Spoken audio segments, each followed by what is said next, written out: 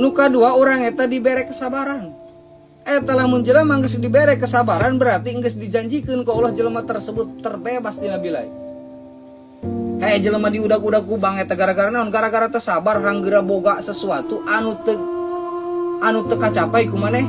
Nah, pugu teu boga duit teu boga naon hang mobil. Otomatis ngahutang ka bank, ternyata bank eta lain solusi. Gaji teu boga naon teu boga wawanian ngahutang ka bank emo. Nek di mana mayarna? Ngaco teh jelema terus rata-rata pantan hutang ka bank eta jelema nu teu boga penghasilan. Karena nu boga penghasilan nek nyinaon ka bank.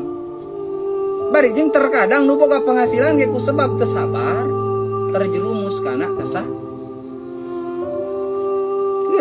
Rata-rata jelema nu terlilit hutang gara-gara naon? Gara-gara teu sabar hanggeura boga bae. Padahal mah sabar ditabung ta duit.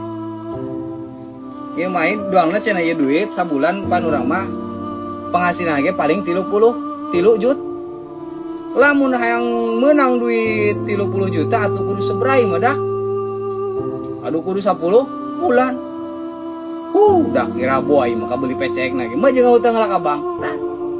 Aja urang ripuh diudak-udak ku bank. Penghasilannya kudu mayaran bank, nya kudu ngajajanan anak, maraban pamajikan. Atau ripuh jelema ripuh ya.